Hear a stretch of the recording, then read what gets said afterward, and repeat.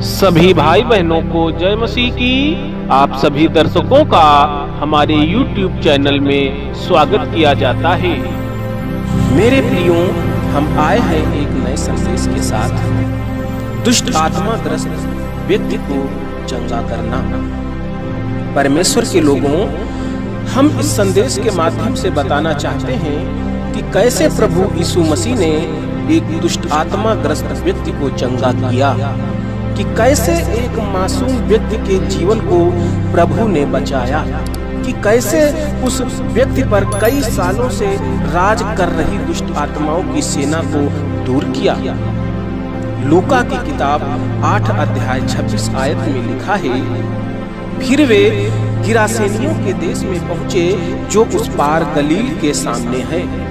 परमेश्वर के प्रियो, एक बार की बात है कि प्रभु यीशु मसीह अपनी सेवा के दौरान भ्रमण करते करते एक झील को पार करके गिरासेनियों के देश में पहुंचे। आगे क्या हुआ जानने के लिए वचन को पढ़ते हैं। लूका की किताब 8 अध्याय 27 आयत में लिखा है, जब वह किनारे पर उतरा तो उस नगर का एक मनुष्य उसे मिला जिसमें दुष्ट आत्माएं थीं। वह बहुत दिनों से ना कपड़े पहनता था और ना घर में रहता था, वरन कब्रों में रहा करता था।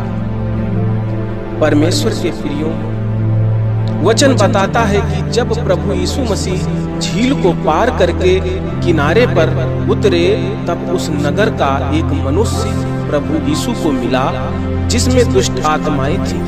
भाई और बहनों, मैं बताना चाहता हूँ, उस दुष्ट आत्मा ग्रस्त व्यक्ति का जीवन दुष्ट आत्माओं के चलते ऐसा हो गया था कि उस व्यक्ति को अपने तन शरीर की कोई भी फिक्र नहीं रही थी और वह व्यक्ति बहुत दिनों से कोई भी कपड़े नहीं पहनता था और वह व्यक्ति नग्न अवस्था में रहा करता था और वह व्यक्ति अपना घर गांव छोड़कर मरघट की कब्रों में रहा करता था। परमेश्वर के प्रियो, जिस मनुष्य में दुष्ट आत्माओं का वास हो जाता है, अर्थात जिस मनुष्य को अंधकार की शक्तियां अपने वश में कर लेती हैं, उस व्यक्ति का जीवन उजड़ जाता है, तबाह हो जाता है और वह व्यक्ति पागलों की भांति गांव के बाहर रहने घूमने लगता है। आगे क्या हुआ? लूका की किताब 8 अध्याय 28 आयत में लिखा है, वह यीशु को देखकर चिल्लाया और उसके सामने गिरकर ऊंचे शब्द से कहा, हे परम प्रधान परमेश्वर के पुत्र यीशु, मुझे तुझसे क्या काम? मैं तुझसे विनती करता हूँ, मुझे पीड़ा ना दे। परमेश्वर के लोगों, जब वह दुष्ट आत्मा ग्रस्त व्यक्ति ने प्रभु यीशु को देखा तो चिल्लाने लगा और चिल्लाकर उसके सामने गिरकर जोर जोर ऊंचे शब्दों से चिल्लाकर कहने लगा कि हे परम प्रधान परमेश्वर के पुत्र यीशु, मुझे तुझसे क्या काम है? मैं तुझसे विनती करता हूँ कि मुझे पीड़ा ना दे। दुष्ट आत्मा ग्रस्त व्यक्ति प्रभु यीशु से कह रहा है कि हे प्रभु, तू यहाँ कैसे आ गया?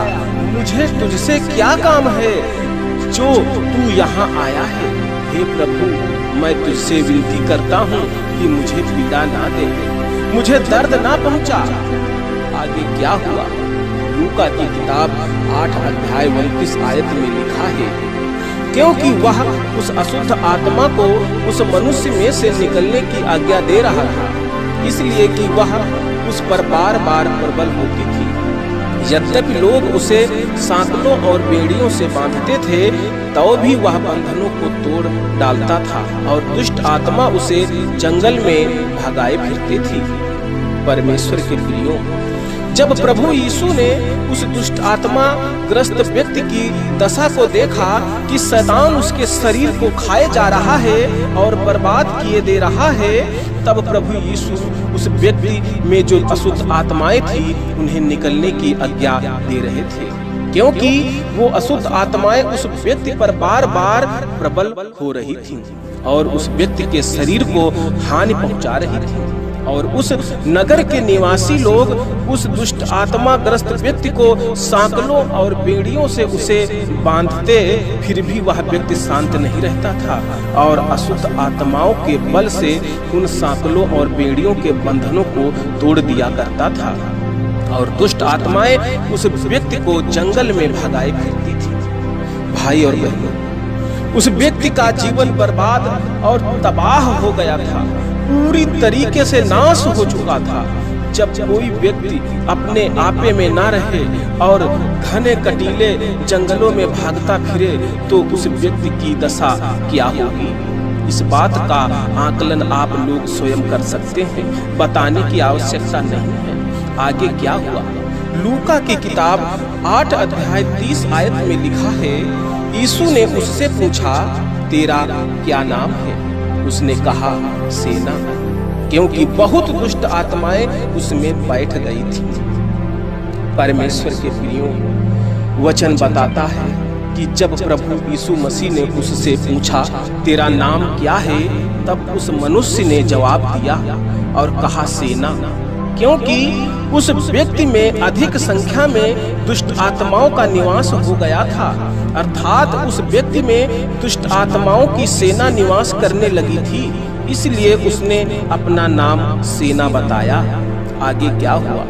लूका की किताब 8 अध्याय 31 आयत में लिखा है, उन्होंने उससे विनती की कि हमें अथाह गड्ढे में जाने की आज्ञा ना दे।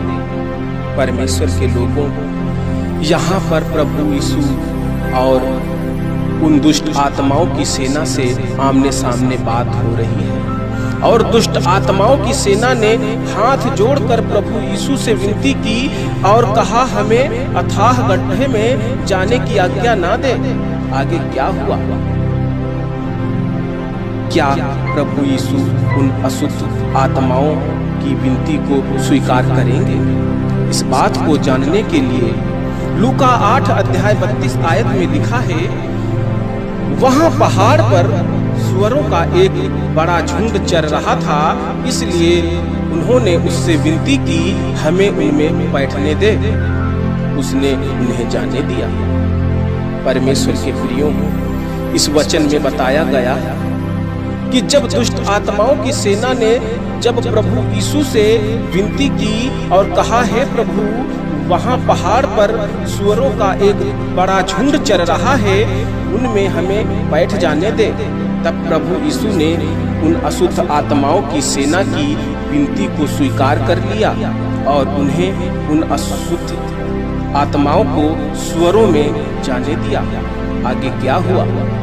लूका की किताब 8 अध्याय 33 आयत में लिखा है, तब दुष्ट आत्माएं उस मनुष्य में से निकलकर सुअरों में गई और वह झुंड कलाड़े पर से झपटकर झील में जा गिरा और डूब मरा। परमेश्वर के लोगों, ध्यान से सुनिएगा, वचन बताता है कि तब दुष्ट आत्माएं उस मनुष्य में से निकलकर उन सुअरों में बैठ गईं और वह झुंड जो पहाड़ पर चर रहा था वह झपटकर झील में जा गिरा और उसी झील में डूब मरा। परमेश्वर के लोगों, उस मनुष्य के जीवन को प्रभु यीशु मसीह ने बचा लिया और उस मनुष्य ने प्रभु यीशु से विनती की और कहा, हे प्रभु, मुझे अपने साथ रहने दे। प्रभु यीशु ने कहा, बेटा, घर लौट जा और लोगों से बता कि परमेश्वर ने तेरे लिए कैसे बड़े बड़े काम किए हैं। तब वह मनुष्य अपने घर लौट गया और सारे नगर में प्रचार करने लगा और बताने लगा कि प्रभु यीशु ने हमारे लिए कैसे बड़े बड़े काम किए हैं। और जब नगर के लोगों ने उसे अच्छा और ठीक पाया तब नगर वासी आश्चर्यचकित हुए। भाई और बहनों, यदि किसी का जीवन इसी दुष्ट आत्मा ग्रस्त व्यक्ति के जैसा है तो समझ लीजिए आपके जीवन में प्रभु यीशु की आवश्यकता है। भाई और बहनों, हम आशा करते हैं ये आज का संदेश आपको एक उचित मार्ग और दिशा की ओर ले जाने का कारण बनेगा। परमेश्वर आप सभी दर्शकों को बहुतायत की आशीष दे। आमीन।